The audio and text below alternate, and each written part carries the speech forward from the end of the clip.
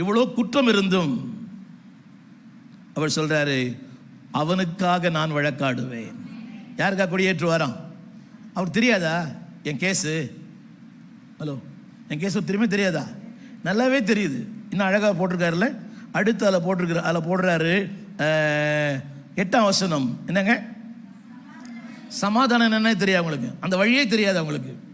அடுத்து அவர் நடைகளில் என்ன இல்லை? நான் சொன்ன ஒத்துப்பீங்களா நீங்கள்? அது மாதிரிலாம் நீங்கள் பண்ணுற நியாயம் பாருங்களேன். பைபிளே இல்லாமல் வந்து ஆட்கள்லாம் இருக்கிறாங்க இப்போ. ரைட், நியாயமே இல்லை கொஞ்சம் கூட. புரியுது? நியாயமே இல்லைன்னா செய்கை நியாயமே இல்லை. எதுலையுமே நியாயம், பேச்சில் நியாயம் இல்லை, செய்கையில் நியாயம் இல்லை. எனக்கும் சேர்த்து தான். இன் ஸ்பைட் ஆஃப் எவ்ரிதிங் அவர் சொல்றாரு, உன் பக்கத்தில் இருந்து உனக்காக வழக்காடுவேன். 3 காரியம் சொன்னேன். யுத்தம் வரும்போது I will give the signal. உன் வாழ்க்கை யுத்தம் வரப்போகுதுன்னு சொன்ன உடனே சொல்லுவேன், நான் சொல்லுவதல்ல, நான் உனக்காக இருந்து செயல்படுத்துவேன். நான் சொன்ன பார்த்தீங்களா? 2வது காரியம், அந்த கொடியேற்றோட 2வது காரியம்னா அவன் வேலையை கொடி பிடிக்கிறதான். ஒலிம்பிக்கில் பார்த்துருப்பீங்களே, ஒலிம்பிக்கில் இந்தியாவின் வீரர்கள் போவாங்க.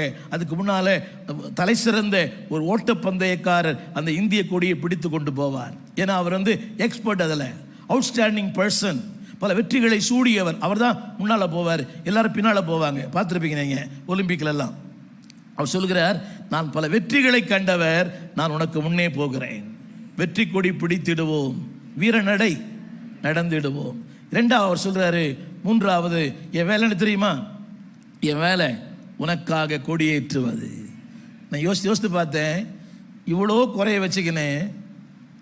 இதெல்லாம் இருந்தால் ஒரு மாமியார் மருமகளை வீட்டில் வச்சுப்பாங்களா? ஒரு புருஷன் மனைவி வீட்டில் வச்சுப்பானா? இல்லை ஒரு மனைவி தான் புருஷனை வீட்டில் வச்சுக்குமா? புரியவே இல்லை. ஒன்று இருந்தாலே என்ன சொல்கிறோம்? என்ன உன் பிள்ளைய வளர்த்த, உன் பொண்ணை என்ன வளர்த்த, இவ்வளோ வளர்ப்பு, இவ்வளோ பிரச்சனை இருக்குது. நம்பர் 1 என்னதுங்க? என்னங்க? அக்கிரம செய்கை. 2வது தேவனுக்கு அவளுக்கு நடுவே உறவே இல்லை, உறவே இல்லை. புரியுது அவங்களுக்கு? அந்த உறவே இல்லை. சண்டே தான் உறவு, மண்டே டு சாட்டர்டே உலகம்தான். ஆராதனை இல்லை, தொழுகை இல்லை, ஜபம் இல்லை, வேத வாசிப்பு இல்லை. அன்றைக்கு தூக்குற பைபிள் அடுத்த வாரம் தான் தூக்குறது. புரியவே மாட்டேங்குது. ரைட், எனக்கு நான் கூப்பிட்டா என்ன பண்ணுறது இல்லை. சில பேர் சொல்கிறாங்க, புருஷனையும் என்ன செவி கொடுக்கறது இல்லை, இவருக்கு என்ன செவி கொடுக்கணும்?